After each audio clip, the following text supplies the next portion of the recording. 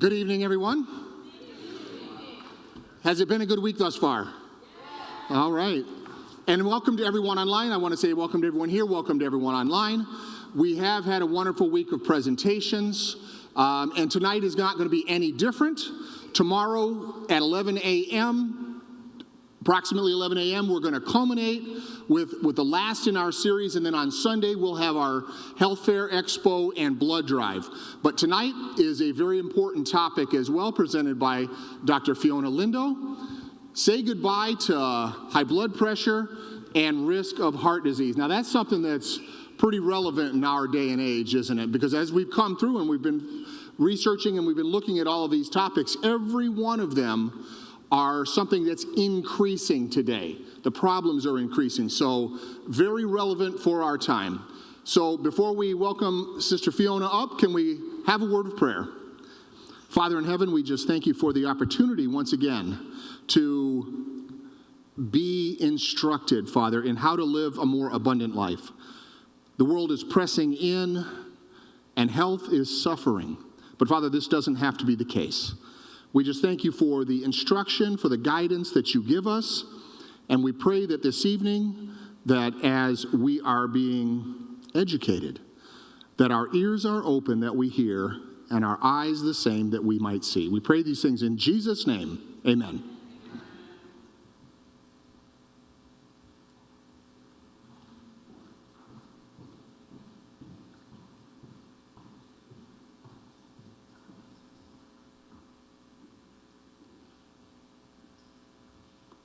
Good evening, everyone. Are we still trying to get dry here? Good evening, everyone. Good evening. That sounds more like it. We have to get the rain blues away. Well, this week has been an exciting week, hasn't it? You've been covering a lot of great topics.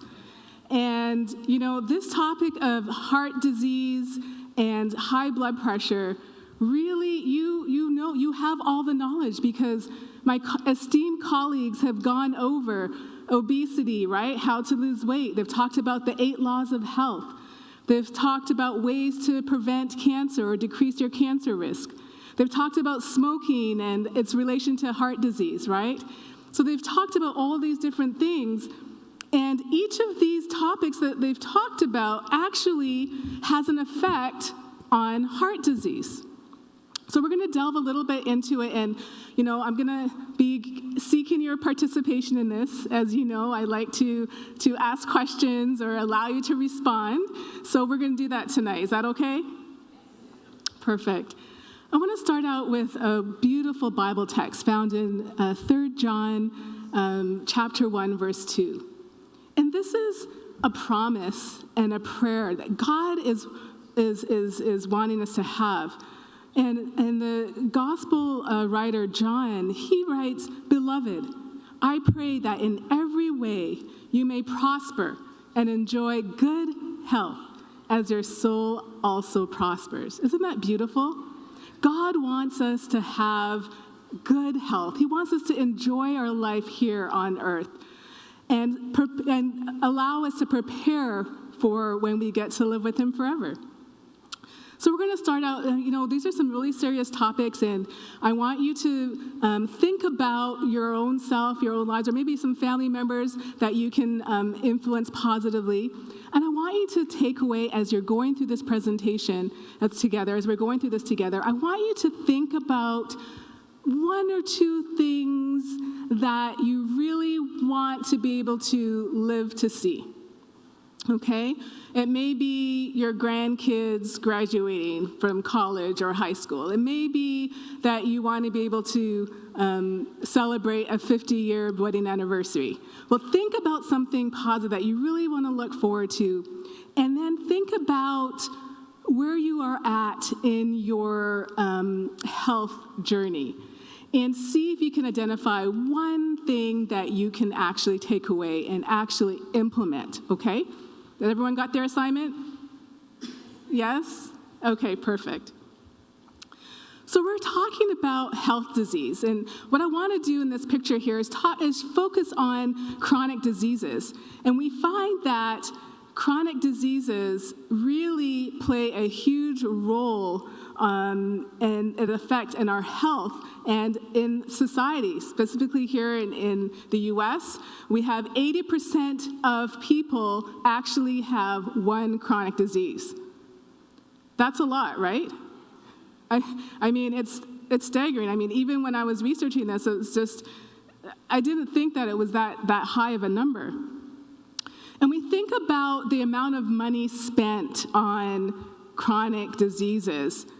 The US annual healthcare cost is $2.7 trillion.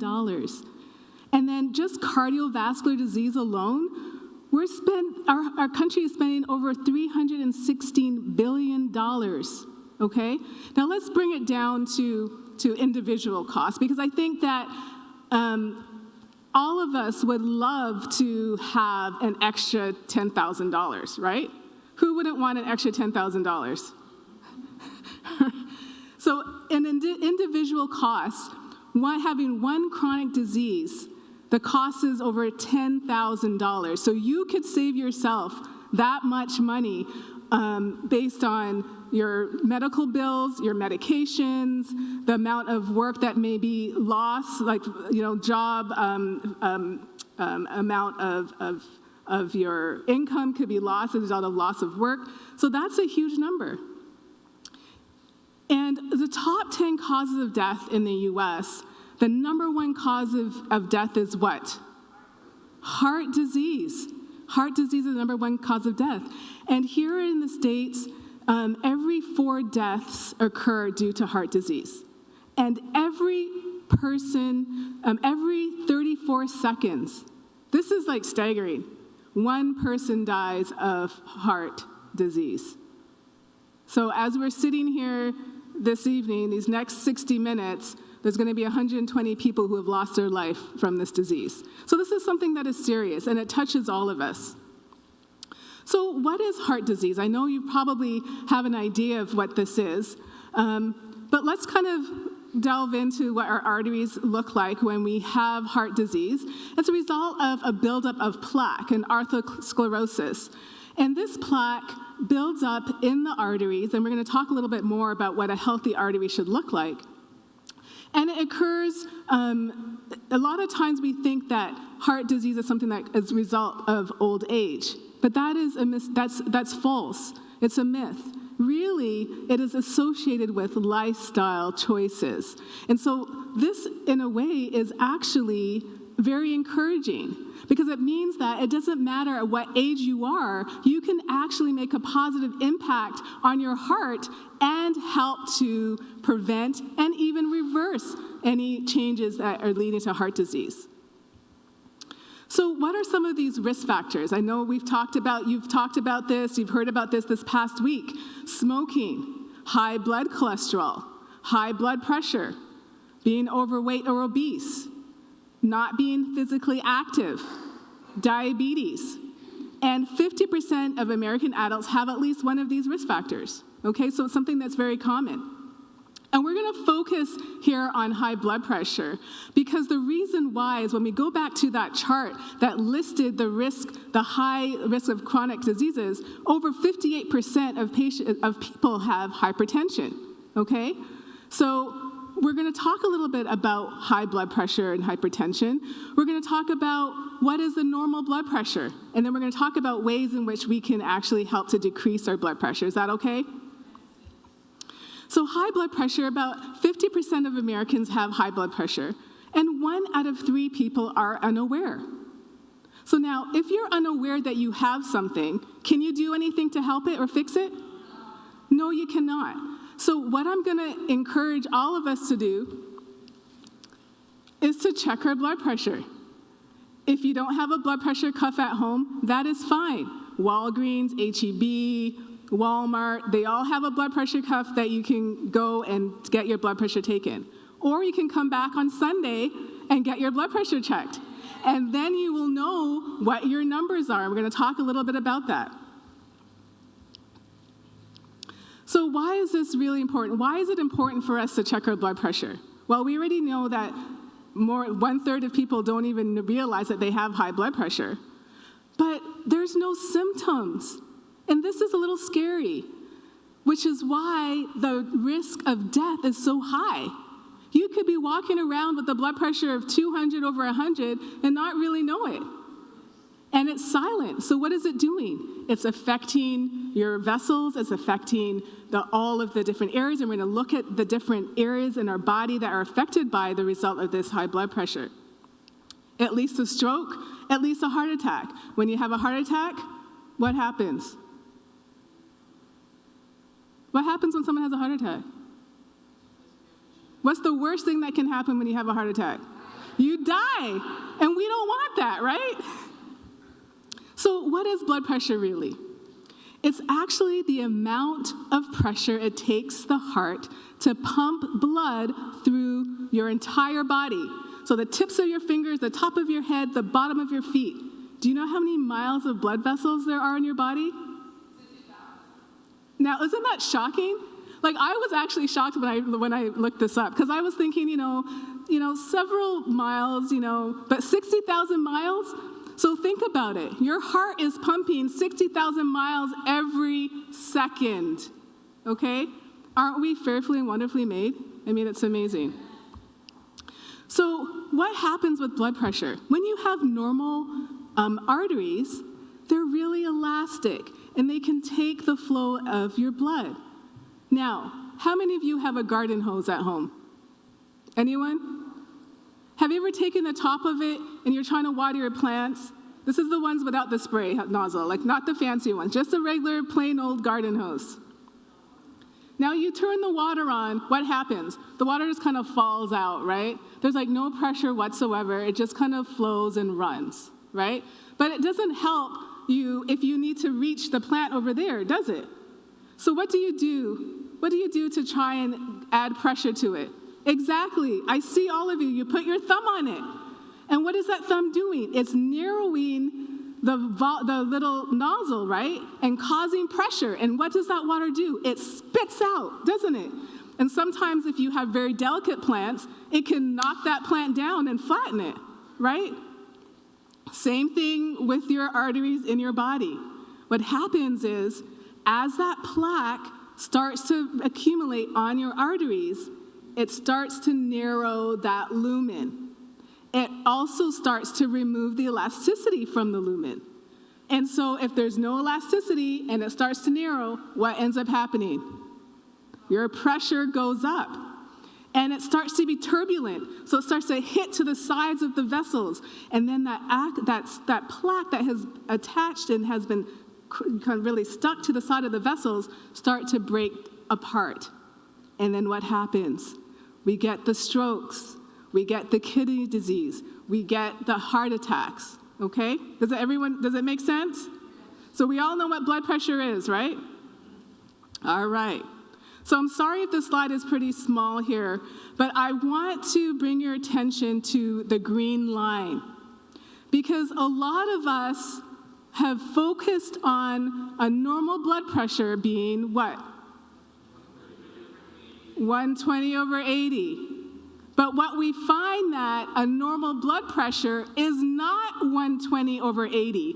If we have a blood pressure that's 120 over 80, we actually have elevated blood pressure.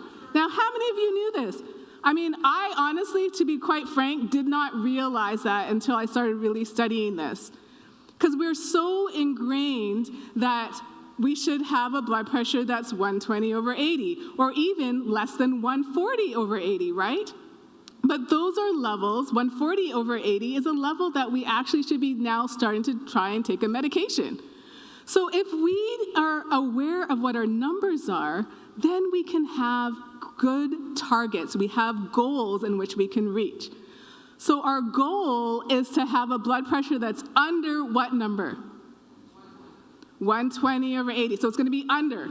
Not 120 over 80. We want it to be less than 120 over 80. That is normal. So if you have a blood pressure that's from 120 to 129, that is what? It's elevated. So it's not normal. And a lot of times we take our blood pressure and we see, oh, it's only 130 over 80. I'm good. No. You are increasing your risk for having an event that affects your vessels, whether it's a stroke, whether it's blindness, whether it's chronic kidney disease, whether it's a heart attack, okay? So what have we learned so far? We've learned that a normal blood pressure is less than 120/80, okay? You got it? So let's talk about some of the complications.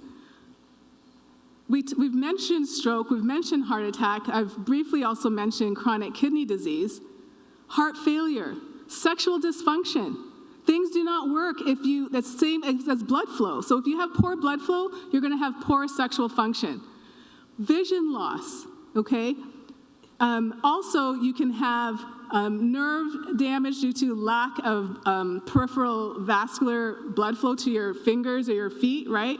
They start to feel cold, you start to not really feel sensation, right? That's all due to end organ or blood vessel damage, okay? And we don't want any of this. So there are some studies, quite a few studies, that talk about what are some of the risks of cardiovascular disease. And a lot of them focus on what we take in, foods that we eat, okay?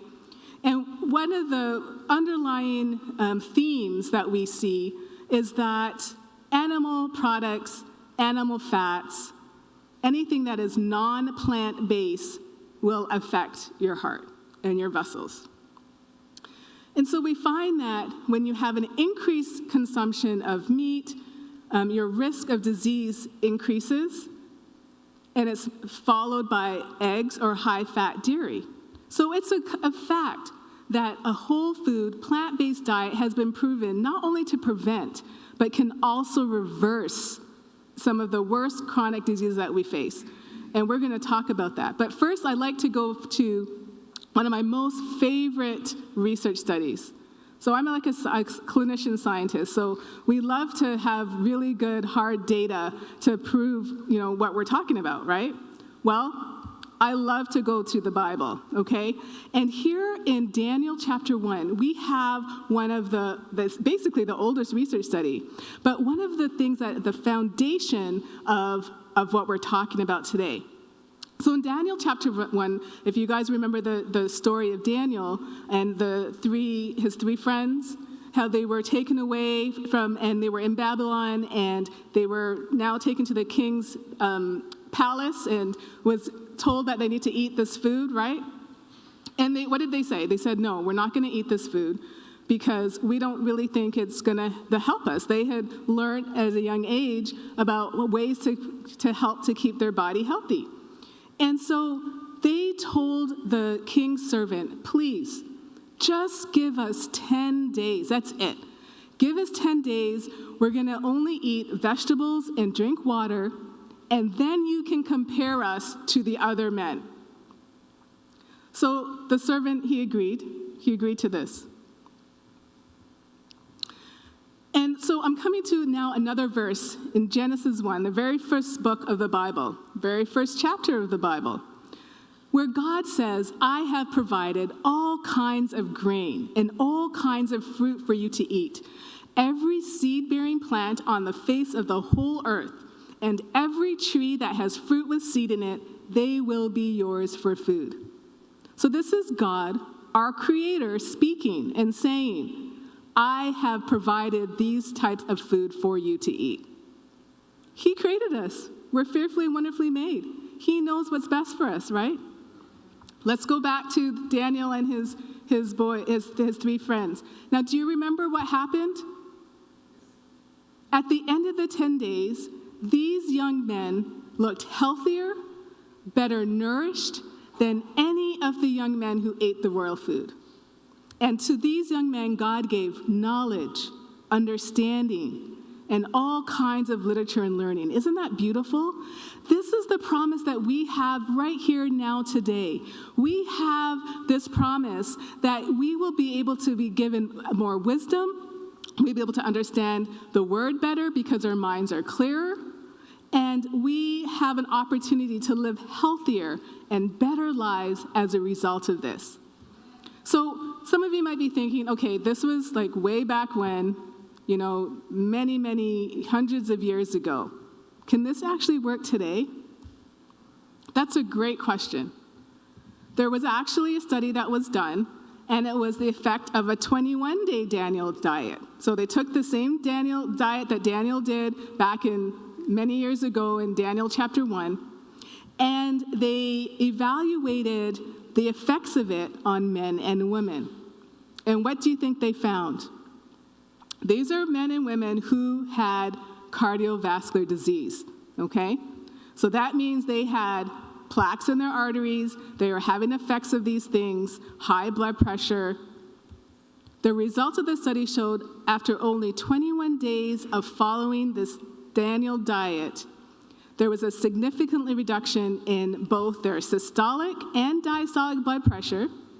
They had a reduction in their cholesterol, their LDL, which is the bad cholesterol, and they had an increase in the good cholesterol, the HDL. They had a reduction in insulin, C-reactive protein, and other negative effects. Isn't that beautiful? Because it tells us that our body can actually rejuvenate itself when we put the right things into it. Because God created us to live forever, didn't he?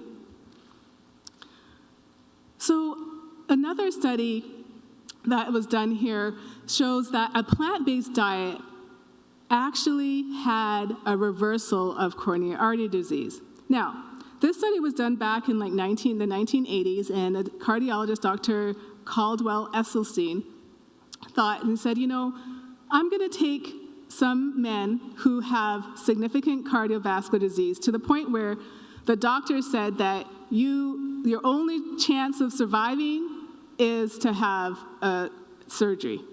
So this was a case study. So he put them on a plant-based diet.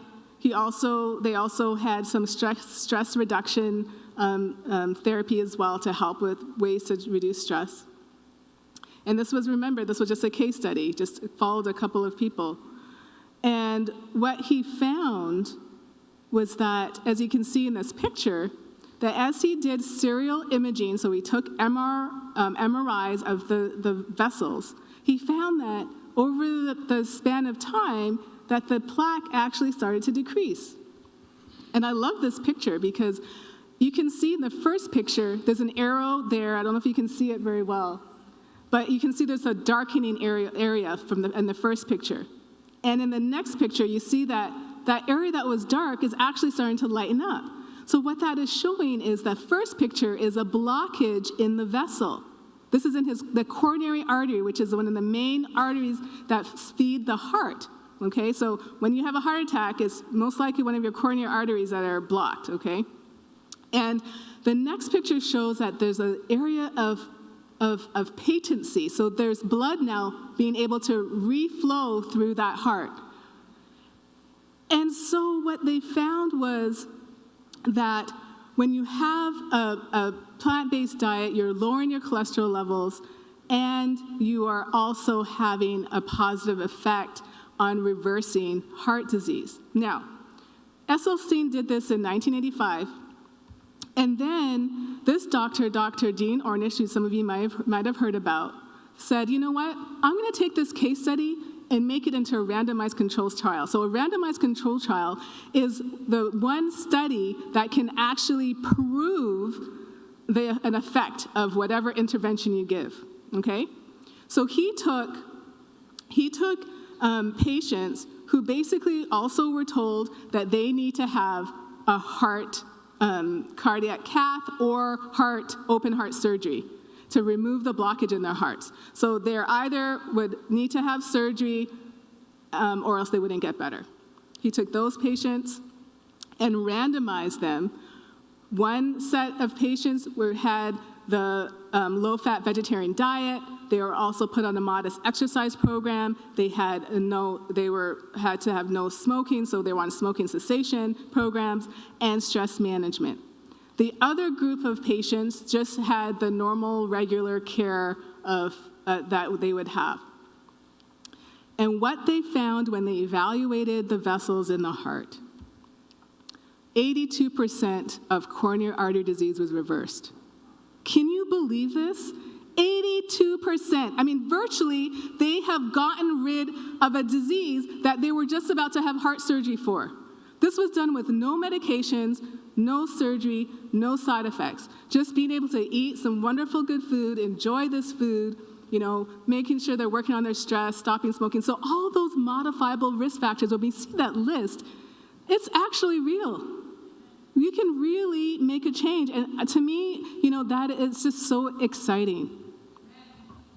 So we know that preventing heart disease, we talked about plant-based diet. Another study, it shows that it effectively treats high cholesterol, hypertension, and it reduces your need for any medications.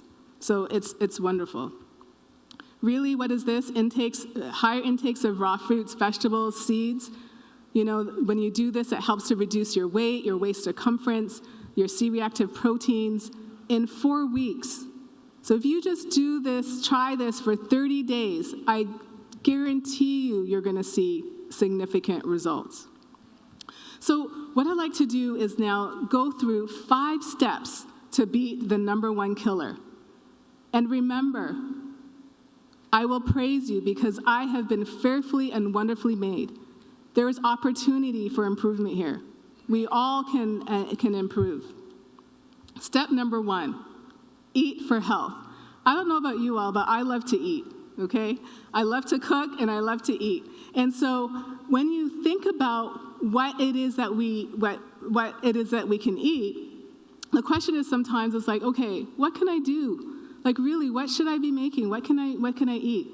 And I'm gonna give you a little tip, okay? And you can share this tip with everyone you'd like. Eat the rainbow. What does that mean? You're not limited, right? You eat a colorful meal. You want to make sure that your plate has many colors. If it's only brown and white, then what does that mean? It means you're not getting your nutrients. You're not getting the foods that are necessary to help to reverse and lower your blood pressure and reverse your heart disease. When you eat a colorful rainbow of colors, you get fiber. So, how much fiber are you really getting? Do you know? So the average daily fiber intake is about 10 grams in adults. And in kids, they have about less than 1% of the recommended intake, okay? So there's room for opportunity here, isn't it? So how can we make a change? We need to know what the actual recommended amounts are, right? So your optimal fiber range is 25 to 50 grams of fiber, okay?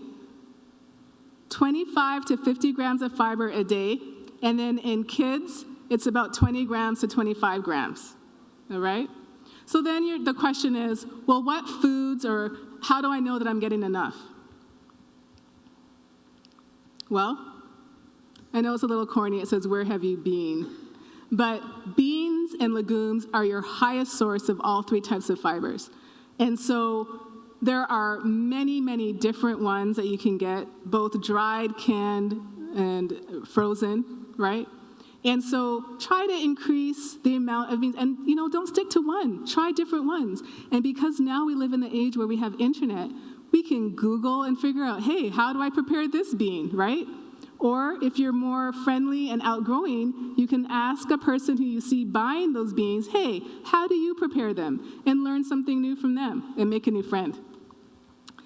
So fiber really has a lot of wonderful effects when you have the appropriate amounts. It helps to decrease your weight and maintain weight, decrease your appetite, decrease your blood sugar, your insulin levels, and also the bad cholesterol. So food groups that do have a lot of fiber, we talked about the legumes and the beans, but whole grains, 2 to 12 grams a cup. Vegetables and fruit, same. Beans, 10 to 16 grams, so you can see how they really have a high level there. So we're gonna just look, maybe we don't really know how much fiber we're taking in, but sometimes we're gonna go through a few menu options here. And this is a typical breakfast, right? You have your cornflakes or your shredded wheat in the morning. You put milk over it, and then you might have a cup of orange juice. How much fiber are you getting from this? 2 grams. And how much calories? 480 calories. So is this a fiber-filled breakfast? Not really, although we may think it is, right? Because we're feeling full, and it's a normal breakfast that we usually have. Well, how about this? 1.5 cups of cooked oats is 6 grams of fiber. Half a cup of blackberries, 4 grams of fiber. That's pretty high, right? So that's a mental note. Let's get some berries in our diet. Half a cup of blueberries, 2 grams of fiber. 1 ounce of walnuts, 2 grams of fiber. So now we have a wonderful, hot oatmeal or cold, whichever you like it, with berries on top and some nuts, and we have 14 grams of fiber. Now, do we remember how many grams of fiber that we need to have a day? Yeah, 40 to 50, right? And kids, at least 20 to 25. So we're like on our way with this breakfast. What about lunch? We're busy, we don't have time, so we're going to quickly go to the fast food restaurant, grab a burger, fries, and a drink. And our fiber content is 6 grams, so we're nowhere near our quota yet. And our calories are tremendous, right? But if we have like a green salad, some black beans, some brown rice, a tortilla, hey, look at that, 21 grams. You could have 2 tortillas, double it, right?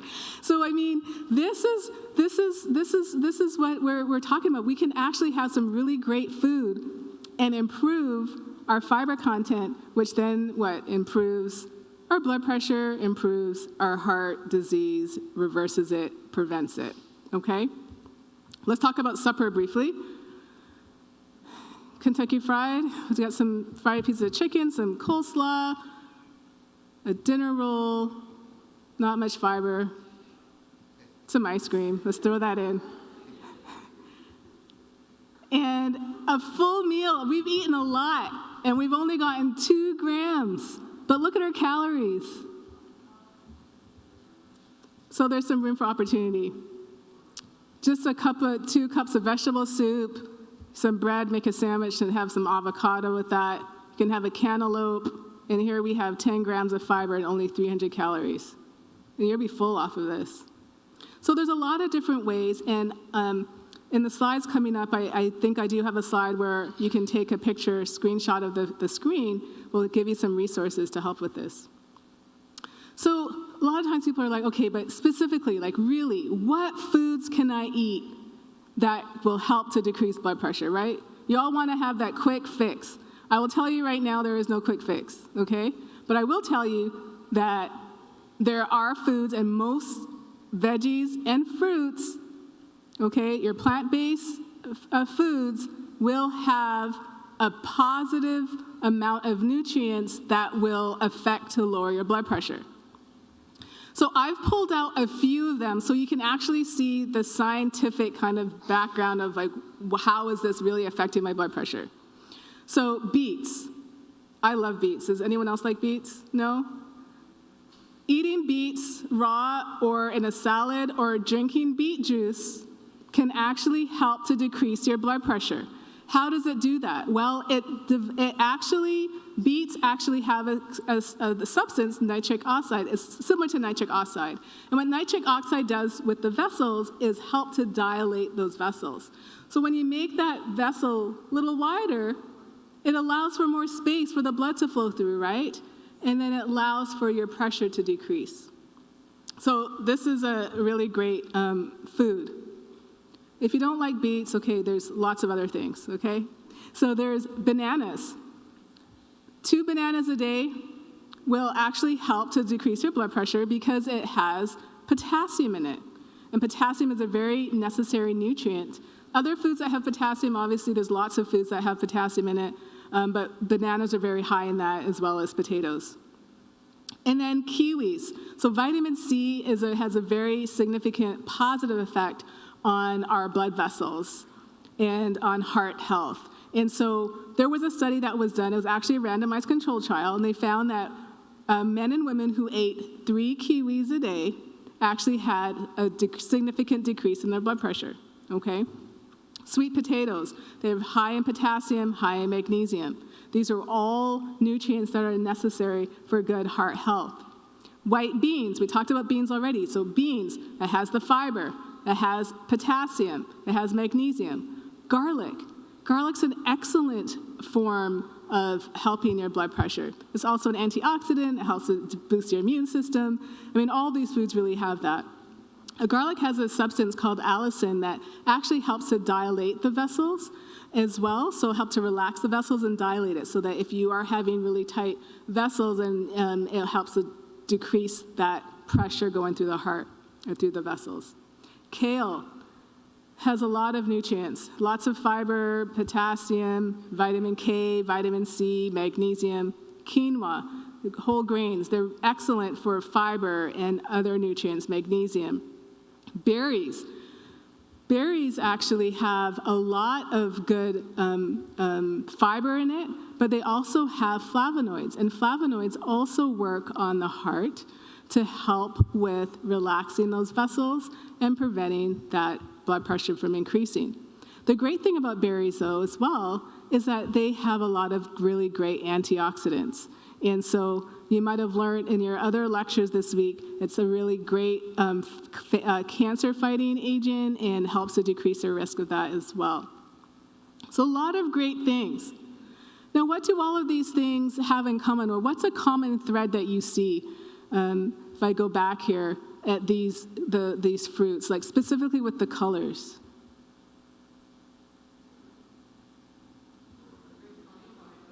Right? It's the rainbow.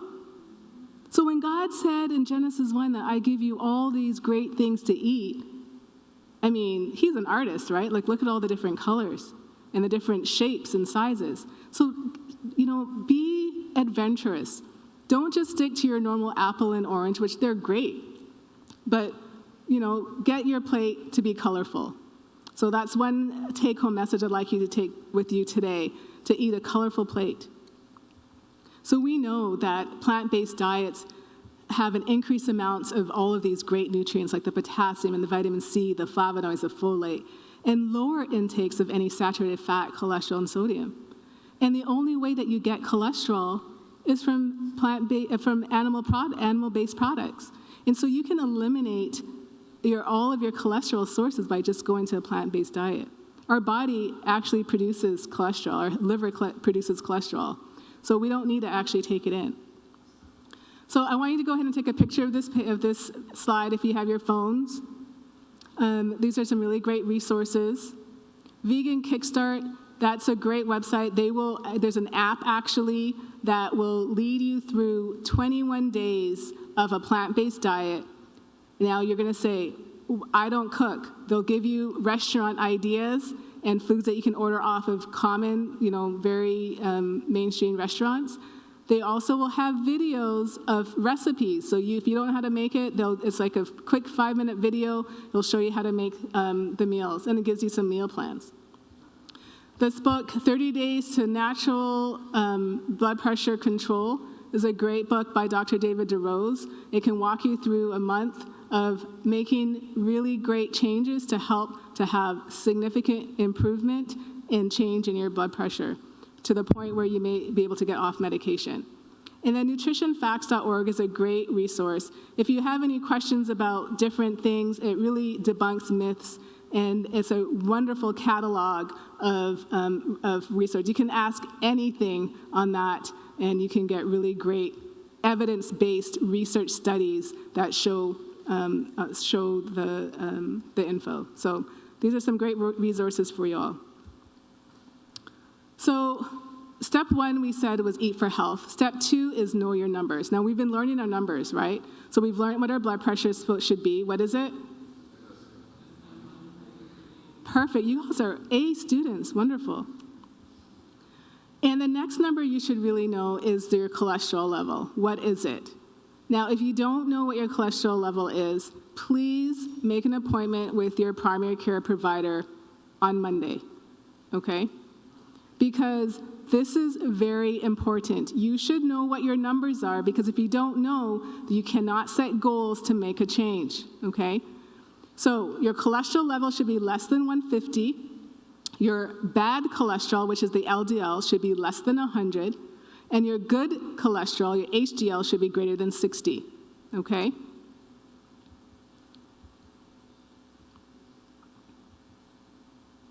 Step 3, learn new moves. If you're not moving at all, just learn to move, okay? And it's good because you can burn more calories, you can get those endorphins going, so it helps with mood, helps with decreasing depression. And if you can exercise for 20 to 30 minutes a day, that's great. And you know, you don't have to do it all during the same time. Lift weights and do some resistance training, sit less. If you have a job where you're doing a lot of sitting, it's great for you to get a standing desk. Or just make it where you get up and go to the printer or go somewhere for a few seconds to get to be up and about. Did you know that you can burn double the amount of calories by moving versus sitting? That's an incentive, right? Cleaning house. You actually burn calories, 152 calories per hour when you clean house. So that's a motivation too, isn't it? Give yourself a pat on the back if you clean house, because that means you're burning calories and you're being active. Sitting only burns 76 calories per hour. So if you can have a chance to stand up, stand and do some work, that's really going to be helpful for you. And as I mentioned, mix it up. You know, you don't have to do it all at one time. If you only have time to do 10 minutes or 15 minutes at this time, do it, and then do another 15 minutes later. Find a friend to walk with, or get a fun exercise video, clean the house or your car or your yard. All those things really help with getting active. And one of the things that I really want to make mention, I kind of skimmed over it, was to walk briskly or do some type of movement after your meals. This is really, really important, especially if you're diabetic. You can actually control and drop your need for diabetic medication or insulin amounts by doing this, because what it does, that form of exercise drives your sugar out of your bloodstream into the cells. So there's no need for the insulin to be rushing in your bloodstream. And so this is a really great way to really control your blood sugars. If you're having difficulty controlling your blood sugars, do some activity after your meal, even if it's just 15 minutes. You will see a significant difference. And this is a pearl that I share with a lot of my patients, especially if they have diabetes and they need surgery. You know, if you have uncontrolled sugars, there are increased risk for infection and other things, and they have seen significant improvement. So I'm sharing this pearl with you. It really works. And then we know that practice makes perfect, right? So it may be that, you know, the first week you might only get to be active one day of that week. Hey, don't beat yourself up.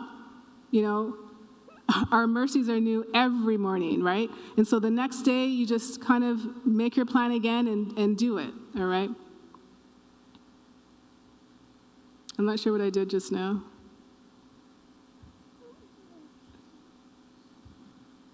But we're almost to the end here. Let me see if I can pull it up again.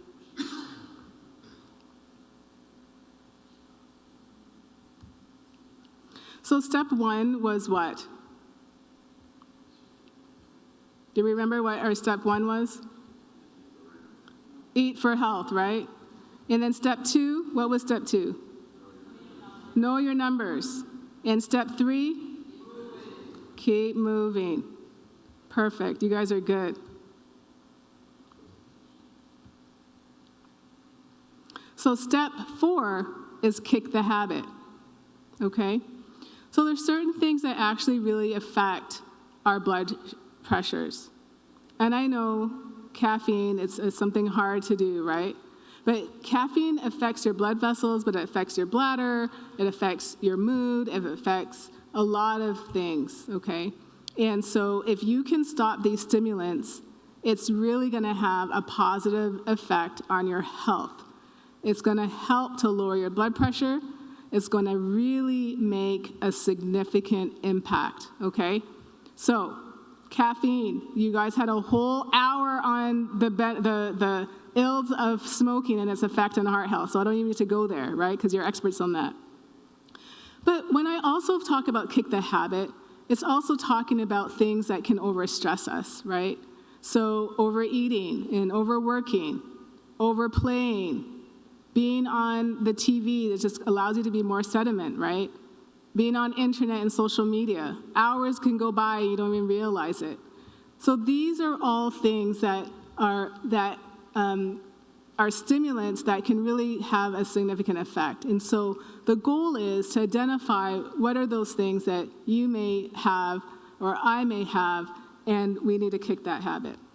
Is that a deal? Deal? You guys are very quiet. So our next step, we have 5 steps, and we're on our last one, is to trust in divine power. Amen. This is so important. We need to approach and have a learning mindset. This is one of my most favorite texts in Proverbs 3, 5-6. It says, trust in the Lord with all your heart. Never rely on what you think you know, right? Remember the Lord in everything you do, and he will show you the right way. This is so important because God has really outlined for us what is best for us because he created us. So he knows, right? He knows the intricate details about each of our lives, our bodies, our mind, everything. And so when we trusted him with all our heart and rely on him, he's going to show us the way. So we spent a little time this evening talking about the 5 steps to beat this number 1 killer. And we've learned, and we actually have good news, right? Because we know what our level should be. We know where we're going to start. We know some things that we can do. And we know that it's never a final diagnosis, right? God has created our bodies that we can improve and reverse our heart disease and decrease our high blood pressure. And finally, I want to again leave with you this text. Beloved, I pray that in every way you may prosper and enjoy good health as your soul also prospers. Thank you.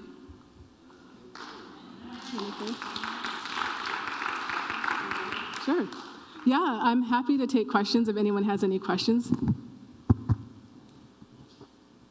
So how much time should you allow to pass after you eat to take that brisk walk?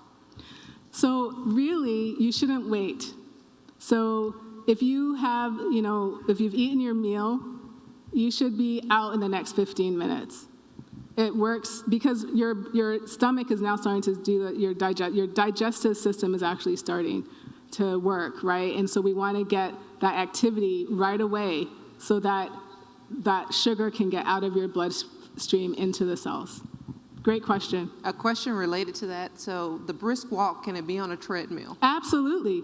In fact, there was a story, one of the case studies, an older gentleman who actually had significant heart disease, diabetes, he had suffered from a stroke, and he was using a walker.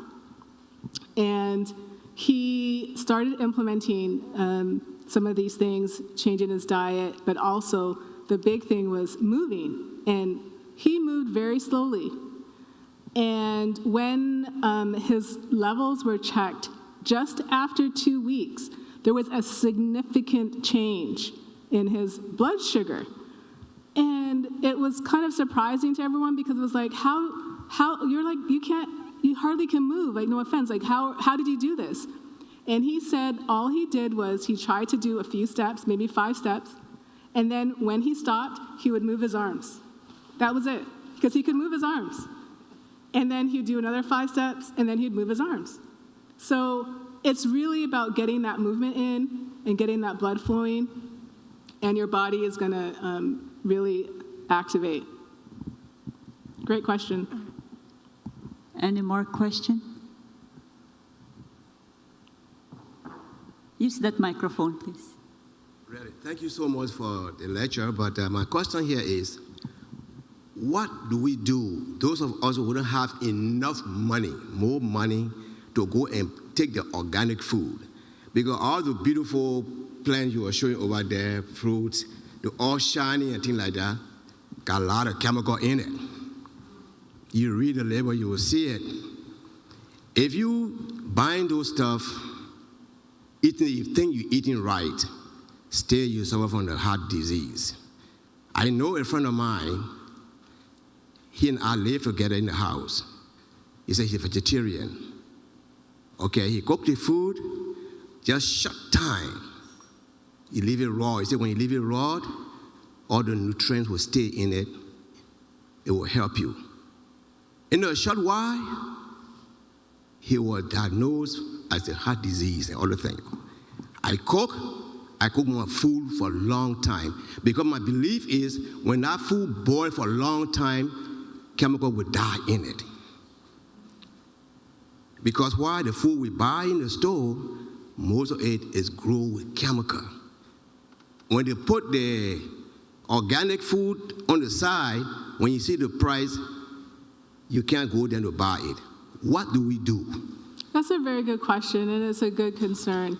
I think, number one, the goal is to eat fresh veggies and fruits. Now, when we have to kind of delve a little bit into the difference between organic and non-organic, and I will tell you that they're probably not, there is some difference, but when it comes to the regulations, specifically here in the US, I can tell you that there may not be as much of a difference because the farms that may be organic are still near farms that are not, and so these farms that get pesticides on them, it blows off onto the organic. So yes, that is a concern, right?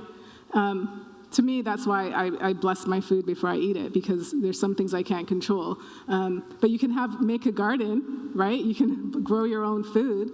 And here in Texas, in Houston, is a wonderful place to be able to grow food year-round.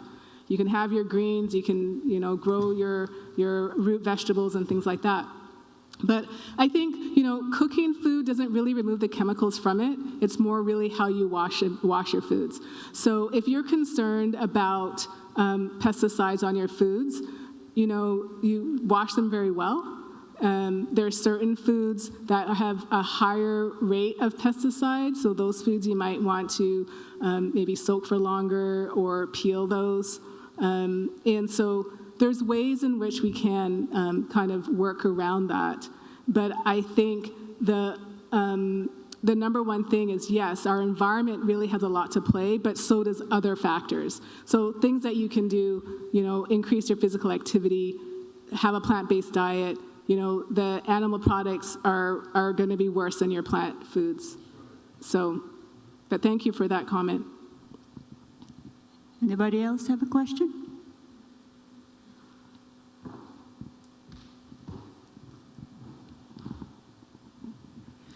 When we say that the vegetables and fruits are expensive and the nuts and, oh my goodness, they're so expensive, how could I afford that? It is even cheaper to afford that than the doctor's bill. And it's cheaper to afford that than the beef and the mutton and the meat that we buy. If you want good quality meat, you have to pay good money for it.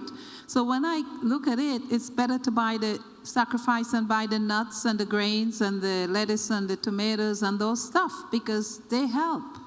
Absolutely. We talked about in the very beginning the cost of having one of those chronic diseases. So, if you're able to spend your money on good food, you're going to have not only good food, but you're going to have quality of life, and you're going to be here on this earth, living, walking, not having to deal with a stroke or other things. So I agree with that. Thank you. There is another question, online viewer. What can she say about organic food in Walmart and organic food in Whole Foods or Sprouts store? Are they the same quality? Because the Sprouts seems to be more pricey. Yeah, I think when you look at all grocery stores, right? They all have set their prices at different levels. So I would say, you know, I mean, I'm a bargain shopper myself. I would go for the cheaper organic foods. But I don't think there's a difference, as I mentioned to you. I think the goal is to get in those the plant-based foods as much as possible. There's another question online. Oh, you answered this already. Wanted to ask how many minutes after meal should we go for exercise? Oh, you answered that. Yes, I did. Yeah, I said 10 to 15. But if you can go right when that last forkful is in your mouth, then it's gonna do justice. And even if it's you're standing in place, marching in place in front of your plate, you know, do something active. And then if you are diabetic, I'm gonna tell you, check your sugar if you are one that has to check your sugar, check your sugar before you do the activity. Do the activity and check your sugar again. I'm telling you, you're gonna be shocked. There is a request online. Please, can you share this lecture via email? Sure. She left her email address. Oh, okay.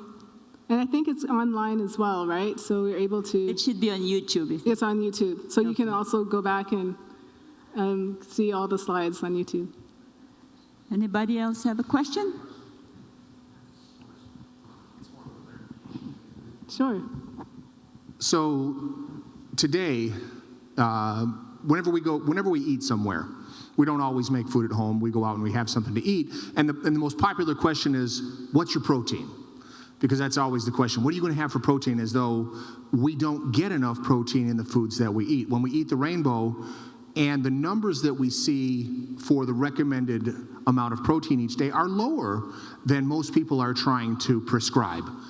Right. If we eat the rainbow and we eat a good diet, we get more than enough protein. But now if we listen to someone else and we eat the recommended amount of protein that they're prescribing each day, which in many cases is 4 and 5 times as much, what are the downsides of that or the possible side effects of that? Yeah, absolutely. It's significant side effects, really. You know, protein is metabolized by the kidney. And if you're taking in a lot of protein, it does affect your end organs. So you're doubly having to work that. And then the metabolites of that as well can have a significant effect. So, you know, everything in moderation. And I know mainstream media has really preached to us that we need to have high levels of protein. That is not the case. We get protein in broccoli and in kale and in all of those different foods. So you do and will have a significant amount of protein in your foods, legumes and those things. You don't need to add in protein powder or even think about having to take a animal product for that. Now, one of the things I like to mention when it comes to protein and muscles and those things is to look at the largest mammal on the planet Earth that walks land. Mm-hmm. Do you know what mammal that is? An elephant. Do you know what an elephant eats? Grass. Yeah, they eat berries, they eat leaves, they eat, you know, grass, they eat plants. Okay? And they get big, don't they? Right. They have a significant. They don't get enough protein. Right. They have a ton of protein. So that's a really good illustration that, hey, if it's good for an elephant, hey, they get really big. So you don't have to worry about that. And, you know, all these big, you know, weight builders and different things, there's a lot of people. I don't know if you all know who Arnold Schwarzenegger is. He's quite bulky and big, right? He's plant-based. And so, you know, there's a lot of mainstream media has really kind of done a disjustice or in service to us by making us think that we need to have a lot of protein, and that's not the case. Thank you for that comment and that question. Deanne, Mike? So I've heard a lot about the Dirty Dozen and the Clean 15. The Dirty Dozen are things you want to eat organic, and the Clean 15 are things, or the 12 are things that you could just buy regular. What's the merit in that? So I know we're talking about organic a little bit, and Yeah. Yeah, I mean, I think it's a good resource and reference. I'm not gonna say don't eat these things because, you know, back in the day, we all had our gardens and had access to those things. And so I think the goal really is to use that as a reference and as a guide. And as I mentioned, unfortunately, our country here does not have really great guidelines for farmers and things like that. So people can write organic, but it may, you know, as I mentioned, their farms are still near farms that have a lot of pesticides. So yes, I think those lists, the Dirty Dozen and the Clean 12, you know, they're good references. And I think you take that and do what you can with it. I think, as I mentioned, if you are having foods that are have a higher level, known to have a higher level of pesticide, then really thinking about how you're cleaning them, and then also if you need to peel them. Okay, and I want to follow up on something that he said too. He talks about he cooks his food for a very long time and boils it a lot. And I've always been taught that you don't want to do that because it removes the nutrients from the food. That's correct. Is that right? That's correct, yeah. So steaming it or the less heat helps to retain the nutrients. And if you do boil it, Yes, from your lecture, you... did you hear me? I said if you do boil it, then drink the fluid that it was boiled in, because the nutrients will be seeped out in that. I didn't hear you talk anything about oil. If we want to eat oil, what type of oil is good for us to eat? Yeah, that's a good question. I think really eating more the natural oils, so the oils from your nuts, your avocados. I think I'm losing Mike here. But, you know, really focusing on unsaturated fats. Really, you don't really need a lot of oil. Okay, you can get the oil in your, it's best to just have the oil in your foods. If you use oil, then it's something that like grapeseed or olive oil, but very low, small amounts. Yeah, you talk about natural oil. For me, I eat other oil. Since I've been in this country, I buy my African oil, the palm oil. All right? My mom, my grandmother, they ate it until when they were 104 years old. Physically strong, working. So people say red oil is not good.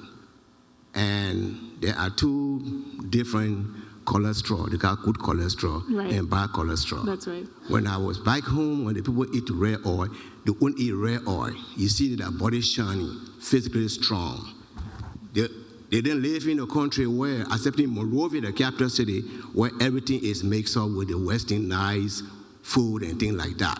You will see problem with the people that live in the city. But when you go in the bush where they eat only one type of oil, and to go and cut the palm nut, they process it in a pan, they take the oil out, they eat it. They hardly go to the hospital. I will tell you, I get my experience. So when you talk about natural oil, can I consider the palm oil to be natural or not? It's natural. It comes from the palm, but it's the coconut oil as well, right? It's a natural oil, but it does have some saturated fats in it, and so that's, you know, if you are at risk for if you're eating everything else and you have high cholesterol, then you may want to just decrease that. And I think you raise a really great point about the difference of people living in the country versus the city. In the city, we have more of a sedimentary lifestyle, and so that also has a negative effect on our health. And so if you are more active and doing more active things, then you're going to have less risk of these issues. So thank you for raising that point. Anybody else?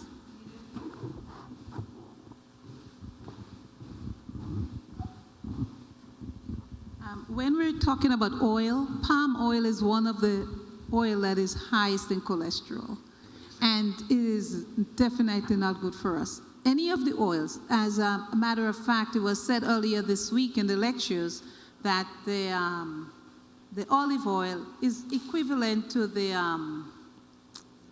which oil it was again? canola oil.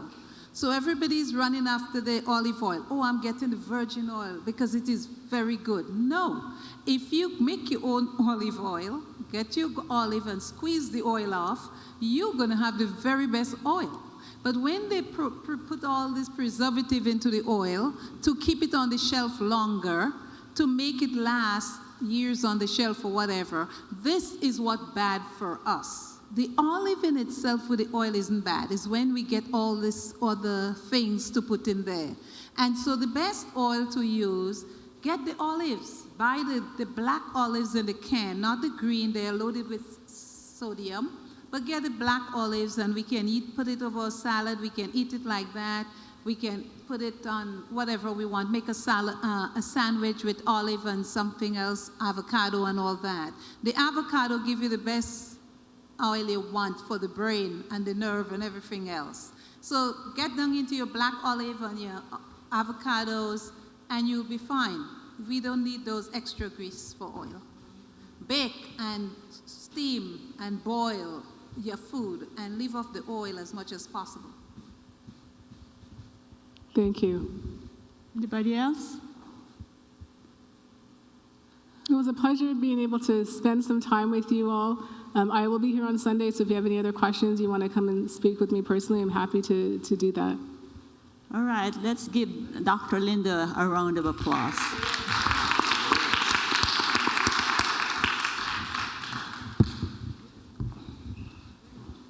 It's funny, you said the rainbow, I have the rainbow. And I have. So, thank you so much. Now let's see. Let me ask you a few questions before we close, okay? What are the steps to beat heart disease? Do you remember? Number 1 is what? Eat for health. Number 2, know your numbers. And number 3, move. Number 4, kick the habit. And number 5, what is it? Very good. Now you're listening, okay? So heart disease is the number 1 what? It's the number 1 killer in the United States, okay? And how many percent of the people in the United States have chronic diseases? 80%, okay. And how many percent of the American have a risk for chronic disease? How many percent? 50%. High blood pressure is what kind of killer? Silent. Why? No symptoms, lead to stroke, and what's the last one? It leads to death, heart disease. And how many miles of blood vessels do you have? 60,000. Wow. And what are the complications of high blood pressure? Stroke, heart failure, heart attack. What about in your intimacy? Sexual dysfunction. And what about the eyes? Loss of vision and the heart attack. And what about your kidney? Kidney disease or kidney failure. So Dr. Fiona have mentioned that we need the rainbow colors of food, and apparently I have it in my folder. And the new food groups. In the new food groups, it says fruits, legumes, whole grains, and vegetables. Did it say protein? No, because the natural foods have natural proteins that are readily absorbed by the body. All right? Okay. Thanks God. Did you notice for the last 6 nights, the diet that is good for reversing your diabetes, your heart disease, high blood pressure, and all chronic diseases, obesity, or overweight or obesity is only one, right? There is no variety of diet. It's one for all the chronic diseases. And what kind of diet is that? Plant-based food, and which consists of what?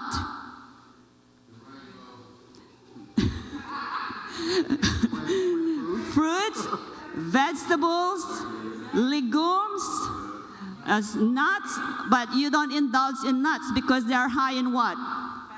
In fats, and then they are calorie-dense food. All right, I guess you're listening.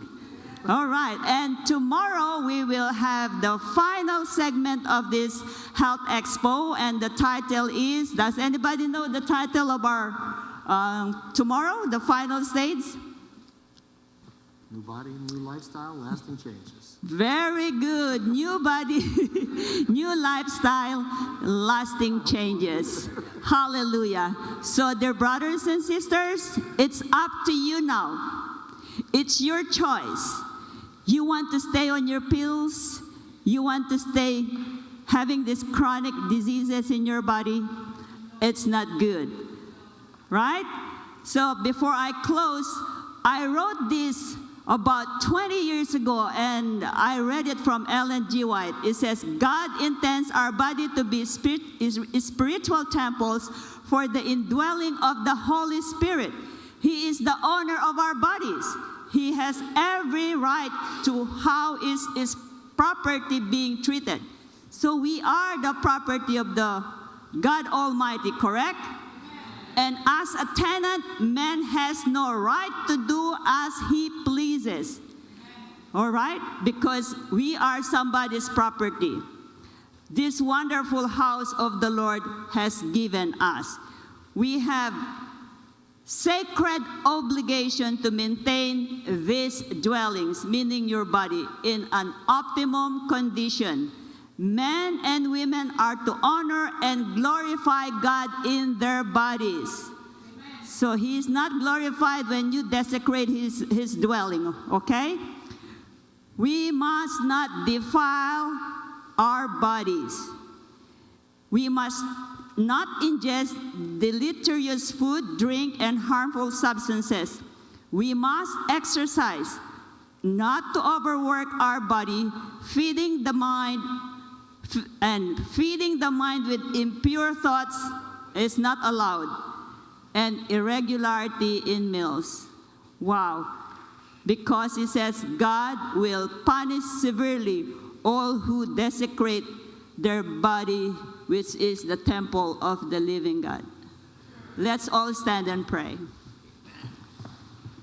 Heavenly Father, we praise you and thank you for the last 6 nights that we have heard the health message. Lord, change our heart. Help us to change our lifestyle habits. Lord, we are so weak. We need you. Help us in everything that we do so that we could have a new body, we could adopt a new lifestyle so that we are ready for your soon coming. Help us. Give us the self-power. Give us the self-determination, for without you, we cannot do it. This I pray in your holy name. Amen. Good night.